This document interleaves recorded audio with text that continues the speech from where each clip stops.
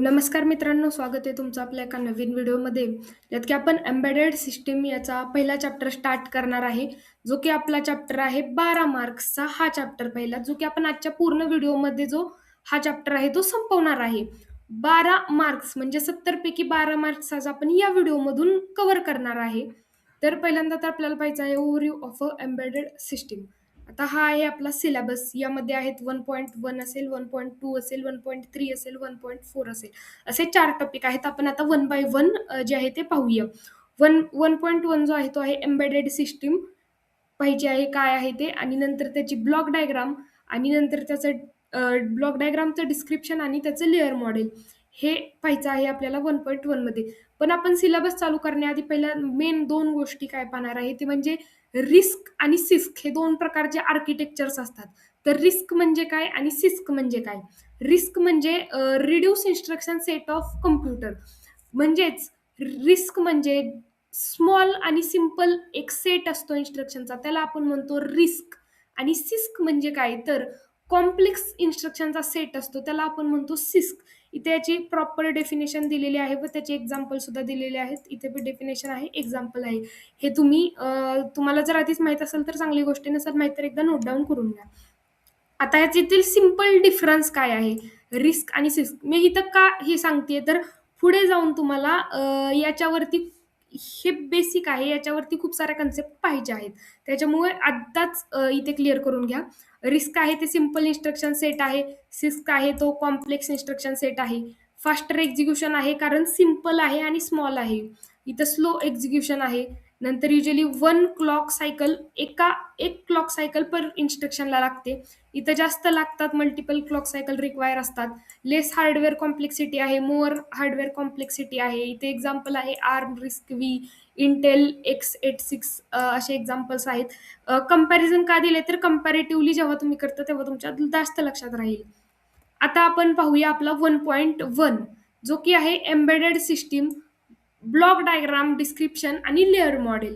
आता पहिल्यांदा तर आपण पाहूया की एम्बेडेड सिस्टीम म्हणजे काय. Embedded system is a micro processor or micro controller based system. ही जी सिस्टीम आहे ती मायक्रो प्रोसेसर आणि मायक्रो कंट्रोलर बेस्ड सिस्टीम आहे. जेवढी थेअरी मी दिली आहे तेवढी पूर्ण थेअरी समजून घ्यायची आहे. It is design to perform one, अशी सिस्टीम जी की मायक्रो कंट्रोलर आणि मायक्रो प्रोसेसर वापरून बनवलेली आहे, जी की एक किंवा एकापेक्षा जास्त स्पेसिफिक टास्क जी आहे ती करत आहे, परफॉर्म करत आहे. म्हणजे रिअल टाइम म्हणजे आत्ता जे झाले ते आत्ताच, म्हणजे रिअल टाइम म्हणजे क्लॉक सोबत सिंक्रोनस आहे. And embedded system is a device use to control. आता एम्बेडेड सिस्टीम का वापरतो, कुठे यूज करतो तर कंट्रोल, मॉनिटर और assist the operation of a machine and equipment. एखादी मशीनला कंट्रोल करायचे, मॉनिटर करायचे, असिस्ट करायचे, तर त्याच्यासाठी आपण काय वापरतो तर एक एम्बेडेड सिस्टीम वापरतो. ती एम्बेडेड सिस्टीम कशावरती बेस असते तर मायक्रो प्रोसेसर किंवा मायक्रो कंट्रोलरवरती बेस असते. And embedded C short definition जर तुम्हाला कोणी विचारली किंवा एक्झाममध्ये लिहायला आली, जर तुम्हाला सांगायची असेल तर तुम्ही ही लिहू शकता. An embedded system is a computer system built inside a device to perform a specific task efficiently and reliably. ही शॉर्ट डेफिनेशन होती याची. आता एम्बेडेड सिस्टीमचे प्रत्येक सिस्टीमचे कंपोनंट असतात, तसे एम्बेडेड सिस्टीमचे काय कंपोनंट आहेत तर एम्बेडेड सिस्टीमचे कंपोनंट म्हणजे हार्डवेअर, सॉफ्टवेअर, फर्मवेअर आणि काही अजून मेकॅनिकल पार्ट्स. हे 4 कंपोनंट्स जेव्हा एक्झाममध्ये तुम्हाला विचारले जातात की state the component of the embedded system, तर तुम्ही हे 4 कंपोनंट आहेत ते लिहिणार आहे. आता ब्लॉक डायग्राम एम्बेडेड सिस्टीमची आपण आता बेसिक एक एम्बेडेड सिस्टीम बद्दल ओव्हरव्ह्यू आपण पाहिला, त्याची डेफिनेशन पाहिली, ते काय असतं व त्याचे कंपोनंट पाहिलेले आहेत. आता आपण पाहूया की ब्लॉक डायग्राम त्याची. आता हे काही पार्ट आहेत ब्लॉक डायग्रामचे, हे की तुम्ही मागे पण पाहिलेले असणार आहेत. एम्बेडेड प्रोसेसर म्हणजेच आपला कंट्रोलर असणार आहे, मायक्रो प्रोसेसर असेल किंवा कंट्रोलर असेल. प्रोग्राम अँड डेटा मेमरी म्हणजे त्याची मेमरी असणार आहे. नंतर सिस्टीम टायमर्स असणार आहेत, कम्युनिकेशनसाठी पोर्ट असणार आहेत, इंटरप्ट कंट्रोलर असणार आहे जे की प्रत्येक सिस्टीममध्ये असतो. नंतर पॅरलर पोर्ट असणार आहेत, सिरियल पोर्ट असणार आहेत, इथे सिरियल पाहिले, इथं पॅरलर. नंतर आउटपुट इंटरफेसिंग ड्रायव्हर सर्किट्स असणार आहेत, इनपुट इंटरफेसिंग ड्रायव्हर सर्किट असणार आहेत.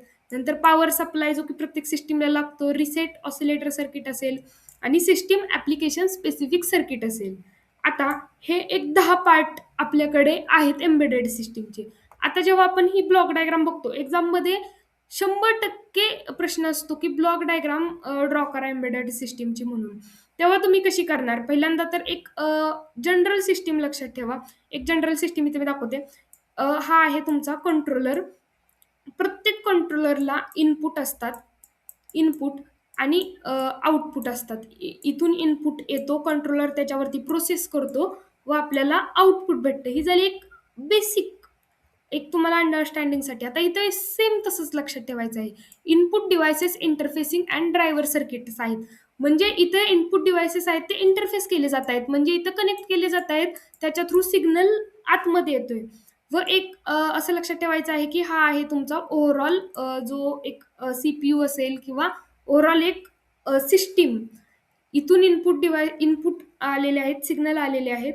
व आता एम्बेडेड प्रोसेसर आपला महत्वाचा आहे. एम्बेडेड प्रोसेसर ऍक्च्युअल प्रोसेस करणार आहे. एम्बेडेड प्रोसेसरला तुम्ही काय लिहिणार? तर एम्बेडेड प्रोसेसर हा तुमच्या सिस्टीमचा ब्रेन असणार आहे. व इथे मेमरी म्हणजे प्रोग्राम मेमरी आणि डेटा मेमरी, जो तुमचा टेम्पररी डेटा असेल व परमनंट डेटा असेल तो कुठे सेव्ह होणार आहे? तुमच्या या मेमरीत सेव्ह होणार आहे. सिस्टीम टायमर्स असणार आहेत. नंतर कम्युनिकेशनसाठी पोर्ट्स असणार आहेत. व इंटरप्ट कंट्रोलर जसं मगाशी मी म्हणलं ते असणार आहे. नंतर पॅरलल पोर्ट, 2 पोर्ट तर कन्फर्म लिहायचे आहेत. टायमर्स आणि इंटरप्ट कंट्रोलर आणि मेमरी आणि एम्बेडेड प्रोसेसर. आणि आउटपुट डिव्हाइस असणार आहे. असं एक ओव्हरऑल सिस्टीम लक्षात ठेवायचं. आता साईडला आपल्याला काय सिस्टीम ॲप्लिकेशन स्पेसिफिक आणि इथून जे की जनरल आहे की पॉवर सप्लाय असेल, रिसेट बटन असेल किंवा ऑसिलेटर असतील फ्रिक्वेन्सीसाठी, लाईक दिस. ही तुमची ओव्हरऑल एक सिस्टीम आहे. आता ह्याचं डिस्क्रिप्शन तुम्ही कसं लिहिणार? याचं डिस्क्रिप्शन मी इथं दिलेले आहे. जे की मी आत्ता तुम्हाला सांगितलेलं आहे तसेच डिस्क्रिप्शन आहे. एम्बेडेड प्रोसेसर काय करतं? तर तो ब्रेन आहे. तो डेटा प्रोसेस करतो. इन्स्ट्रक्शन जे आहे ते एक्झिक्यूट करतो. जसं की एक्झाम्पल त्याचे दिलेले आहेत. नंतर प्रोग्राम मेमरी, डेटा मेमरीचं इथे दिलेलं आहे. हे तुम्ही एकदा वाचून घ्या. मी तुम्हाला डायग्राममध्ये सांगितलेच आहे. तर तुम्ही एकदा हे वाचून घ्या. सिस्टीम टायमर्स म्हणजे काय? तर जनरेट ॲक्युरेट टाइम डिले असेल, काउंट इव्हेंट असतील, शेड्यूल टास्क असतील. काउंटरमध्ये सुद्धा टायमर्स वापरले जातात. लाईक दिस. हे याची पूर्ण थेरी जी की एक्झाममध्ये 100% क्वेश्चन हा विचारला जातो की ब्लॉक डायग्राम काढा व त्याचं डिस्क्रिप्शन लिहा किंवा त्याचं एक्सप्लेनेशन लिहा, त्याचं वर्किंग लिहा. तर एवढं वर्किंग जर तुम्ही लिहिलं तरी सफिशियंट आहे तुम्हाला 4 मार्क्ससाठी. हे ओव्हरऑल पूर्ण आपले 10 जे पार्ट आहेत त्याचे 10चे मी इथं वर्किंग दिलेलं आहे. हे तुम्हाला माझ्या टेलिग्राम चॅनलला सुद्धा ही पीपीटी मिळून जाईल. आता लेयर मॉडेल ऑफ ES म्हणजे एम्बेडेड सिस्टीम. आता लेयर मॉडेल कसे आपल्या एम्बेडेडचं? पहिल्यांदा तर हार्डवेअर आहे. नंतर आपल्या एम्बेडेड सॉफ्टवेअरमध्ये काय काय? फर्मवेअर, मिडलवेअर, ॲप्लिकेशन आणि ऑपरेटिंग सिस्टीम. ही आपली एम्बेडेड सिस्टीमचं लेयर मॉडेल. आता त्याचं डिस्क्रिप्शन, प्रॉपर डिस्क्रिप्शन इथं दिलेलं आहे. हार्डवेअर म्हणजे काय? तर physical component of a embedded system include processor असेल, त्यात मेमरी असेल, सेन्सर असेल, जे जे तुमचं हार्डवेअर असेल ते. आता फर्मवेअर म्हणजे काय? Software store in permanent memory. जे सॉफ्टवेअर आहे जे परमनंटली स्टोअर आहे ज्या मेमरीमध्ये त्याला आपण म्हणतो फर्मवेअर. कंट्रोल आणि मॅनेज. फर्मवेअर काय करतं? तर कंट्रोल करतं, मॅनेज करतं हार्डवेअर ऑपरेशन्स. जे ह्या हार्डवेअरचे जे ऑपरेशन्स असणार आहेत ते कोण कंट्रोल करते? तर फर्मवेअर करते. आता मिडलवेअरचं काय काम आहे तुमच्या? तर connect application with the OS and hardware. म्हणजे ऑपरेटिंग सिस्टीम आणि हार्डवेअर त्याला कनेक्ट करण्याचं काम तुमचं मिडलवेअर करत आहे. Provide communication and common services असतील. प्रोव्हाइड कम्युनिकेशन म्हणजे आता माझ्या ह्या साईडला एक मुलगी आहे, ह्या साईडला एक मुलगी आहे. ह्या दोघींना बोलायचंय बट ती मला सांगते, मी हिला सांगते. म्हणजे माझं काय काम आहे? मिडलवेअरचं काम आहे. मी काय करते तर कम्युनिकेशन प्रोव्हाइड करते. हिचं कम्युनिकेशन हिला प्रोव्हाइड करते, हिचं कम्युनिकेशन हिला प्रोव्हाइड करते. लाईक दिस. असं काम असतं आपल्या मिडलवेअरचं. व आणखी काही सर्व्हिसेस असतील. Simplified software development. आता ॲप्लिकेशन म्हणजे काय? Software design for a specific task. एका स्पेसिफिक टास्कसाठी आपण सॉफ्टवेअर डिझाईन केले, ते आहे आपलं ॲप्लिकेशन. आता provides functionality to the user.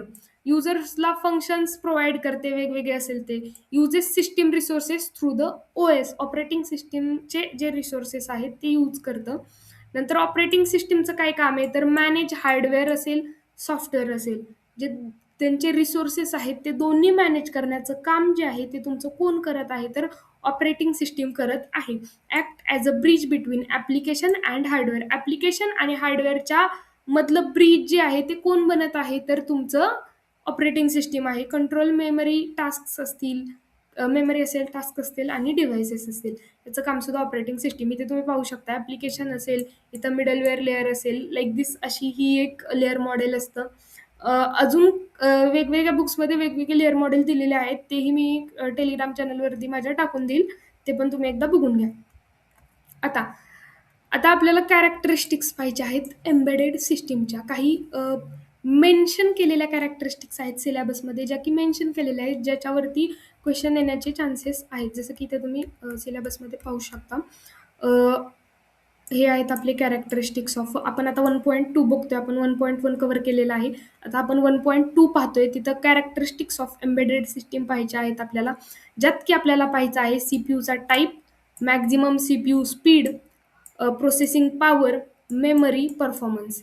असे आपल्याकडे कॅरेक्टरिस्टिक्स आहेत, जे की आपण सिलेबस मेन्शन असल्यामुळे ते तेवढेच कॅरेक्टरिस्टिक्स आपण आत्ता तरी घेतलेले आहेत, जे की आपण वन बाय वन पाहूया. आता कॅरेक्टरिस्टिक्स म्हणजे काय? आता जेव्हा तुम्हाला एखादं एम्बेडेड सिस्टीम किंवा एखादी सिस्टीम तुम्हाला पाहिजे, तेव्हा तुम्ही तुमचे रिक्वायरमेंट काय आहे? तुम्हाला सीपीयूचा कोणता टाइप पाहिजे? नंतर तुम्हाला सीपीयूचं स्पीड किती पाहिजे? तुम्हाला काहींना जास्त काम नाहीये, सो ते कमी सीपीयूचं स्पीड असणारं घेतात. ज्यांना मल्टीटास्किंग असते ते जास्त सीपीयू. म्हणजे आपल्या रिक्वायरमेंटनुसार आपण त्या कॅरेक्टरिस्टिक्स बघायच्या आहेत आणि त्याच्यावरून आपण चूज करायचं आहे की आपल्याला कुठलं पाहिजे. लाईक दिस अशा 6 कॅरेक्टरिस्टिक्स आहेत, महत्त्वाचे टाईप आहेत. CPU type. The CPU selected according to applicant requirement. म्हणजे आता मला काय रिक्वायरमेंट आहे, मला कसा सीपीयू पाहिजे, मला फक्त मायक्रो कंट्रोलर असणारा पाहिजे का, फक्त मायक्रो प्रोसेसरवाला पाहिजे का, डीएसपी वाला पाहिजे. लाईक दिस असे कॉमन सीपीयूज आहेत, जे की हे आहेत. अजून काही कॉमन सीपीयूज आहेत जे की तुम्ही पुढे शिकणारच आहे. हे हा झाला आपला सीपीयू टाईप. नंतर maximum CPU speed. It represent the highest operating frequency of the processor. म्हणजे त्या प्रोसेसरची हायेस्ट ऑपरेटिंग फ्रिक्वेन्सी किती आहे, हायर स्पीड किती आहे, जे की हायर स्पीड अलाउज फास्टर. जेवढं जास्त स्पीड तेवढं जास्त तुमचे टास्क एक्झिक्यूट फास्ट होणार आहेत. ते आहे तुमचं मॅक्झिमम सीपीयूचं स्पीड. आता processing power. It indicate the CPU's ability to perform calculations and process data. हे काय इंडिकेट करतं प्रोसेसिंगची पॉवर, तर सीपीयूची एक ॲबिलिटी इंडिकेट करतं की परफॉर्म किती फास्टली तो कॅल्क्युलेशन करतोय, प्रोसेस करतोय data. More processing power enables handling complex. जेवढे जास्त पॉवर असते तेवढं जास्त तो जे कॉम्प्लेक्स ऑपरेशन्स इफिशियंटली करतो. जे कॉम्प्लेक्स ऑपरेशन्स आहेत ते इफिशियंटली तो परफॉर्म करून जातो, जेवढी जास्त त्याच्याकडे पॉवर असेल तेवढी. आता चौथं जे आहे ते आहे आपली मेमरी. सीपीयूची memory. Memory store program instructions and data. प्रोग्रामचे इन्स्ट्रक्शन्स असतील आणि डेटा असेल, हे स्टोअर करण्याचं काम असतं आपल्या मेमरीचं. आता ते त्याच्यात काय काय येतं, रॅम असेल, रोम असेल, फ्लॅश मेमरी असेल, जे की तुम्ही लास्ट सेमिस्टरमध्ये शिकलेलं आहे. आता 5वं जे आहे आपल्याकडे आहे तो आहे performance.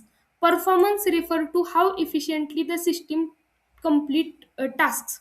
It depend on CPU speed, processing power, memory आणि सिस्टीम. परफॉर्मन्स कसा आहे सिस्टीमचा, तुमच्या परफॉर्मन्स डाऊन आहे, परफॉर्मन्स चांगला आहे. आपण बोलताना आपण सांगतो, आता मी एखादा लॅपटॉप घेतलाय तर मी बोलताना काय सांगणार, हा माझ्या लॅपटॉपचा परफॉर्मन्स बेस्ट आहे. तो परफॉर्मन्स म्हणजे काय ओव्हरऑल, तर त्या सीपीयूचं स्पीड कसं आहे, प्रोसेसिंग पॉवर, मेमरी, सिस्टीमची डिझाईन, हे सर्व परफॉर्मन्समध्ये तुमच्या येऊन जातं. हे होते आपले कॅरेक्टरिस्टिक्स, जे की आपण सिलेबसमधलेच पाहिलेले आहेत, जे की CPU type, maximum speed, processing आणि मेमरी आणि परफॉर्मन्स. हे आपण पूर्ण कॅरेक्टरिस्टिक्स ज्या होत्या त्या सिलेबसमध्ये मेन्शन त्या पाहिलेल्या आहेत.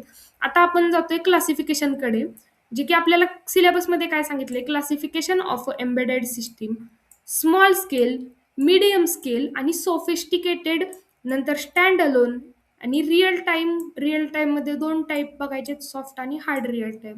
असे आपल्याला ओव्हरऑल 5 सिस्टीम पाहायच्या आहेत, जे की आता आपण पाहणार आहे. आता हे क्लासिफिकेशन आहे. आता हे कशावरून डिवाइड केलं, स्मॉल स्केल आहे, मीडियम स्केल आहे, सोफिस्टिकेटेड आहे, हे कशावरून डिवाइड केलं गेलं, कोणत्या बेसिसवरती डिवाइड केलं गेलं, तर स्मॉल स्केल जे आहे तुमचं ते 8 बिट 16 बिट मायक्रो कंट्रोलर आहे. म्हणजे 8 किंवा 16 बिट जो मायक्रो कंट्रोलर असतो तो तुमच्या स्मॉल स्केलमध्ये येतो, जो की सिंपल असतो, लो पॉवरचा असतो, बॅटरीवरती तो ऑपरेट होऊन जातो, जो की सिंपल आहे, लो पॉवर आहे. जेव्हा तुम्हाला फीचर्स किंवा स्पेसिफिकेशन विचारतात स्मॉल स्केलचे एक्झामच्या दृष्टीने, तर ह्याच्यात काय लिहायचं, स्मॉल स्केलमध्ये 8 बिट असेल, 16 बिट मायक्रो कंट्रोलर आहे, सिंपल आहे, लो पॉवर आहे, बॅटरी ऑपरेटेड आहे. त्याचे एक्झाम्पल काय सांगणार, डिजिटल थर्मोमीटर असेल, कॅल्क्युलेटर असेल, ते स्मॉल स्केल्समध्ये येतात. आता मीडियम स्केल्समध्ये काय सांगणार तुम्ही, तर 16 to 32 बिट कंट्रोलर जो आहे, और DSP जो आहे, तो येतो तुमच्या मीडियम स्केलमध्ये. नंतर मॉडरेट कॉम्प्लेक्सिटी आहे त्याची. नंतर हँडल मल्टिपल टास्क तो तो आहे, तो हँडल करत असतो. त्याचं एक्झाम्पल आहे इंडस्ट्रियल मशीन्स असतील, आपले प्रिंटर्स असतील. आता सॉफिस्टिकेटेडला दुसरं नाव आहे लार्ज लार्ज स्केल. आता जिथे तुम्हाला लार्ज स्केल विचारलं जाईल ते तुम्ही समजायचं आहे सोफिस्टिकेटेड आहे. आता सोफिस्टिकेटेड म्हणजे काय, मल्टिपल 32 आणि 64 बिट कंट्रोलर्स आहेत, जे की ASICs और FPGAs. हाय स्पीड रिलायबिलिटी असते त्याची, खूप जास्त साईजचे असल्यामुळे हाय स्पीड आहे, रिलायबल आहे, परफॉर्मन्स चांगला आहे, मल्टीटास्किंगसाठी बेस्ट आहे. आता एक्झाम्पल हे कुठं असतं, रोबोटिक्समध्ये असेल, सॅटेलाइट्समध्ये असतील, नेटवर्क राउटर्समध्ये वापरले जातात आपले लार्ज स्केल्समधले किंवा सॉफिस्टिकेटेडला दुसरं नाव मी सांगितलं तुम्हाला, लार्ज स्केल लक्षात ठेवायचं आहे. आता इथे याची मी जे आपण आता इथे पाहिलं ते मी इथं प्रॉपर दिलेलं आहे. एक्झाममध्ये तुम्हाला असं विचारतात स्मॉल स्केल आणि मीडियम स्केल सांगा, तर तुम्ही स्मॉल स्केल्समध्ये हे एक्सपांड करून सुद्धा सांगू शकता व एक्स्ट्रा काही तुमच्या मनाने लिहू शकता. इथं जे तिथं बघितलं तेच इथं आहे. 8 to 16 बिट बिट नंबर लक्षात ठेवायचे आहेत. स्मॉल ॲप्लिकंट आहे, हेच तुम्ही एकदा वाचून घ्या. व आता आता 2 अजून सिस्टीम बघितल्या आपण, स्टँड अलोन आणि रिअल टाईम. आता स्टँड अलोन म्हणजे काय? स्टँड अलोन म्हणजे जो इंडिपेंडेंटली वर्क करतो, त्याला कुणाची गरज नाहीये, तो एकटा आहे, अलोन आहे. So work independently without needing a host system, take input, process it and produce output on its own. त्याला कोणत्याही होस्ट सिस्टीमची गरज नसते. तो एकटाच काम करतो, तो इनपुट घेतो, तो प्रोसेस करतो आणि तो आउटपुट देतो. लाईक दिस असं काम जे आहे ते आपलं स्टँड अलोन सिस्टीमचं असतं, जे की मायक्रोवेव्ह ओव्हन्स असतील, डिजिटल कॅमेरा असतील, MP3 प्लेयर्स असतील, हे स्टँड अलोनचे एक्झाम्पल आहेत. व आता रिअल टाईम किंवा real time system, reactive systems ज्या आहेत, त्या continuously react to environment, input changes आणि produces output within a define time. म्हणजे प्रत्येक सेकंदाचं जे आहे ते ते मॉनिटर करत असतं किंवा ते इनपुट जे आहे ते घेत असतं व आउटपुट जे आहे ते प्रोड्यूस करत असतं. जसं की हार्ड टाईम असेल किंवा हार्ड रिअल टाईम आहे, सॉफ्ट रिअल टाईम. त्याचे 2 टाईप आहेत जे की आपल्या सिलेबसमध्ये मेन्शन आहेत. हार्ड रिअल टाईम म्हणजे काय, deadline must be meet, missing it cause system failure. आता तुम्हाला जर सांगितलं की एखाद्या आता हॉस्पिटलमध्ये मोठे मोठे जे मशीन्स असतात, पेशंटचे हार्टबीट हे करण्यासाठी, मॉनिटर करण्यासाठी असतील किंवा अजून कशासाठी, सो तिथं तुम्हाला प्रॉपर ते मॉनिटर करावं लागतं, हार्ड रिअल टाईम असतं. किंवा आता MSCETचे जे तुमचे ॲडमिशनची प्रोसेस असते, तुम्हाला 15 तारीख दिली तर तुम्हाला 15च्या आतच रजिस्ट्रेशन करावं लागतं. जेव्हा तुम्ही पुढे जाता त्याच्या, तेव्हा तुम्हाला काहीही केलं तरी तुम्हाला परत ते रजिस्ट्रेशन किंवा काही करता येत नाही. लाईक दिस, हे झालं तुमचं हार्ड रिअल टाईम. आता सॉफ्ट रिअल टाईम म्हणजे काय, डेडलाईन इम्पॉर्टंट आहे, बट थोडाफार इकडे तिकडे झालं तरी ओके आहे. म्हणजे समजा तुम्हाला 9ला तुमची एक्झाम आहे, बट तुम्ही 9 वाजून 5 मिनिटांनी गेला, 10 मिनिटांनी गेला, बट तुम्हाला एंट्री दिली, तर स्लाइटली डिले झालं तरी काही प्रॉब्लेम येत नाही. लाईक दिस असंच सिस्टीमबद्दलही असतं. वॉशिंग मशीन असेल, व्हिडिओ स्ट्रीमिंग असेल, मोबाईल फोन्स असतील आणि हार्ड रिअल टाईमचे एअरबॅग कंट्रोल का, तर जेव्हा तुमच्या गाडीला जस्ट टच झाला ॲक्सिडेंट एखादी गाडी येऊन, तेव्हा तुमच्या एअरबॅग ज्या आहेत त्या ओपन व्हायला पाहिजेत. जर तिथे थोडाही डिले झाला तरी पूर्ण सिस्टीम फेल होऊ शकते. हे याचे एक्झाम्पल आहेत. होप तुम्हाला रिअल टाईम आणि स्टँड अलोन सिस्टीम कळालं असेल. हे इथं मी याचं पूर्ण एक्सप्लेनेशन दिलेलं आहे. जर तुम्हाला नोट डाऊन करायचं आहे तर इथून करू शकता तुम्ही. आता selection criteria of embedded system. आता एम्बेडेड सिस्टीमचा सिलेक्शन क्रायटेरिया. सिलेक्शन क्रायटेरिया म्हणजे काय, मला एखादी एम्बेडेड सिस्टम सिलेक्ट करायची. मला एखादी एम्बेडेड सिस्टम सिलेक्ट करायची. सो मी कोणते क्रायटेरिया बघितले पाहिजेत एखादी एम्बेडेड सिस्टम सिलेक्ट करताना, डेव्हलप करताना, डिझाइन करताना. आता इथे वाचूया आपण. While designing, developing an embedded system, several factor must be consider to choose the right processor, hardware, software. काही जे आहेत कन्सिडर केले पाहिजेत आपण क्रायटेरिया, टॉपिक्स असतील ते जे की प्रोसेसर्स, हार्डवेअर, सॉफ्टवेअर्सला चूज करताना, राईट चूज करताना. आता काही टॉपिक्स आहेत. ऑपरेटिंग सिस्टीम असेल, जी की the operating system chosen must be supported the required task. जो तुम्हाला टास्क त्या सिस्टीम करून घ्यायचा आहे तो त्याने रिलायबल करू शकतोय का, अशी जी ऑपरेटिंग सिस्टीम आहे ती चूज करायची आहे, जी की त्याला सपोर्ट करेल. शेड्युलिंग, रिअल टाइम, नंतर आर-टी-ओ-एस फॉर अ टाइम क्रिटिकल आता आर-टी-ओ-एस म्हणजे काय? आर-टी-ओ-एस तुम्हाला पुढं तर शिकायचंच आहे. जस्ट आर-टी-ओ-एसचा फुल फॉर्म लक्षात ठेवा. आर-टी-ओ-एस म्हणजे real time operating system. Real time म्हणजे प्रत्येक टाईमला तो इनपुट घेतोय, आउटपुट देतोय. नंतर रिलायबिलिटी त्याची कशी पाहिजे? The system must performance consistently and correctly over a long period without failure. आता रिलायबिलिटी म्हणजे काय? आता समजा तुमच्या रूममध्ये फॅन आहे. फॅन जो वरचा फॅन असतो तो फॅन रिलायबल आहे. तो तुम्ही असं नाही होत तो की तुम्ही आणला व आठवड्यात खराब झाला, असं होत नाही. तो फॅन तुम्ही वर्षानुवर्ष वापरत जाता. तो फॅन काय? तो रिलायबल आहे. तो विदाऊट फेल्युअर खूप लाँग पिरियडसाठी कन्सिस्टंटली आणि करेक्टली काम करत आहे. नंतर NRE cost, non recurring engineering cost, म्हणजे जी की वन टाइम कॉस्ट असते. तुम्ही एखादा प्रोडक्ट जो आहे तो बनवत आहे व त्याला जी कॉस्ट लागते, म्हणजे तो डिझाईन करण्यासाठी, डेव्हलप करण्यासाठी, त्याची टेस्टिंग करण्यासाठी टूल्स असतील व खूप साऱ्या प्रोसेस जेव्हा तुम्ही फर्स्ट टाइम प्रोडक्ट डेव्हलप करता ती कॉस्ट आहे, जी की वन टाइम असते. परत जेव्हा तुम्ही जस्ट तुम्हाला प्रोडक्शन करायचे, पण जेव्हा तुम्ही स्टार्टिंगला ते बनवताय त्याला खूप साऱ्या टेस्ट असतील, टूल्स असतील, त्याला आपण म्हणतो NRE कॉस्ट. नंतर युनिट कॉस्ट म्हणजे काय? The cost of manufacturing a single युनिटची, त्या प्रोडक्टची जी युनिट कॉस्ट आहे ती कॉस्ट. नंतर साईज असेल, physical size of the embedded system should be compact. जेवढी एम्बेडेड सिस्टीमची स्मॉल साईज असती तेवढी ते बेस्ट असते. जसं की वेअरेबल डिव्हायसेस असतील, जे की तुमचे स्मार्ट वॉच असते, त्यात सुद्धा एम्बेडेड सिस्टीम आहे. आता फ्लेक्झिबिलिटी असेल, नंतर टाइम टू प्रोटोटाइप्स असतील, टाइम टेकन टू मार्केट असेल, मेंटेनॅबिलिटी असेल, करेक्टनेस असेल, सेफ्टी असेल, लाइक दिस असे खूप सारे पॉइंट जे आहेत ते कन्सिडर केले जातात जेव्हा आपण एखादी सिलेक्ट करतो. आपण सिलेक्शन क्रायटेरियामध्ये खूप सारे पॉइंट असे येत असतात. आता आपण जो आहे तो पहिला चॅप्टर जो आहे तो पूर्ण कव्हर केलेला आहे. एम्बेडेड सिस्टीम 1.1 असेल, 2 असेल, 3 असेल, 4 असेल आणि होप तुम्हाला हे संपूर्ण कळलेलं असेल व तुमच्या हातात आता 12 मार्क्स असतील. 70 पैकी आपण 12 मार्क्सचा संपूर्ण सिलेबस मधलं संपूर्ण जे आहे ते आपण कव्हर केलेलं आहे. एकही टॉपिक जो आहे तो सोडलेला नाही.